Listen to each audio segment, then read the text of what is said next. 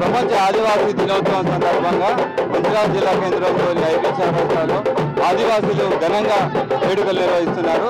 ఈ వేడుకల గురించి మరిన్ని విషయాలు మనం ఆదివాసీ నాయకులను అడిగి తెలుసుకుందాం.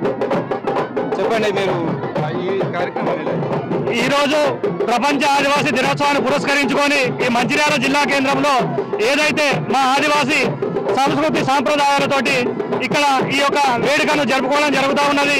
ఈ వేడుకకు సంబంధించి ఏదైతే మా సాంప్రదాయాలకు సంబంధించినటువంటి మా ఉత్సాహి అయితేనేది, ఇవాళ మా 9 తెగలకు సంబంధించిన సంస్కృతి అయితేనేది పెద్ద ఎత్తున ప్రదర్శిస్తూ ఏదైతే మా ఆదివాసులకు ఈ యొక్క ప్రపంచంలో ఉన్నటువంటి ఒక రోజుని కేటాయించినటువంటి ఐక్యరాజ్య సమితి అందుకే ఈ రోజు ఈ మంచిర్యాల జిల్లా కేంద్రంలో ఒక పండుగ వాతావరణంతో జరుపుకోవడం జరుగుతూ ఉన్నది. ఈ వాతావరణానికి ఏదైతే ప్రభుత్వం మాకు ఎల్లవేళలా సహకరిస్తూ ఉన్నది, ఏదైతే ఈ ప్రపంచ ఆదివాసీ దినోత్సవాన్ని పురస్కరించుకొని మాకున్నటువంటి సమస్యలను ఇక్కడ ఉన్నటువంటి అధికారుల దృష్టికి తీసుకువెళ్ళడం జరుగుతుంది. ఇక్కడ నుంచి ర్యాలీగా వెళ్ళి ఏదైతే ఇక్కడ హరిత ఫంక్షన్ హాల్లో మీ యొక్క సభా సమావేశం నిర్వహించుకొని ఆ సభా సమావేశానికి స్థానిక కలెక్టర్ గారు మరియు ఇక్కడ ఉన్నటువంటి అధికారులను ఇన్వైట్ చేయడం జరిగింది.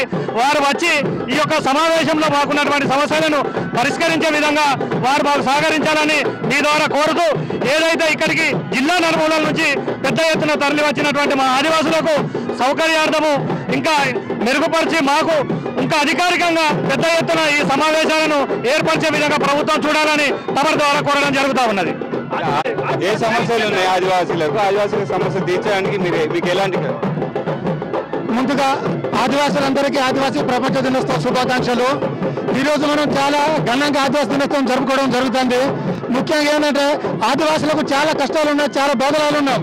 బాధలు ఉన్నాయని మీరు చూడొచ్చు. సంవత్సరం నుంచి కోయపోసం కూడా మా ఆడవాళ్ళను బట్టలు ఇప్పించేలా కొట్టిన సందర్భాలు, కానీ అన్ని మర్చిపోయి ఐక్యరాజ్య సమితి కనీసం సంవత్సరంలో ఒక్కరోజున్న వీళ్ళు సుఖ సంతోషంతో ఉండాలని నిర్ణయించి మాకు దినం కట్టించింది. కాబట్టి నిన్న డీసీపీ సార్ కూడా కలిసినాక వాళ్ళు కూడా మమ్మల్ని నిర్ణయించారు, మీరు రేపు మీరు సెలబ్రేషన్ చేసేది, అందుకని మీరు సెలబ్రేషనే చేయండి, సమస్యల మీద మాట్లాడదని చెప్పిండు.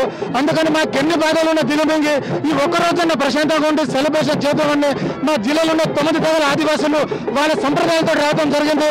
ఇక్కడ నుంచి ఘనంగా మనం ఇక్కడ నుంచి ర్యాలీగా వెళ్ళి ముందు సెలబ్రేషన్ చేసుకుంటున్నాం. జై ఆదివాసీ!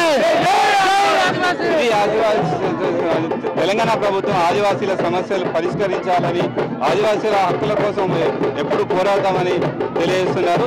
కెమెరామెన్ తిరుపతితో శ్రీనివాస్, ఏ న్యూస్, మంచిర్యాల.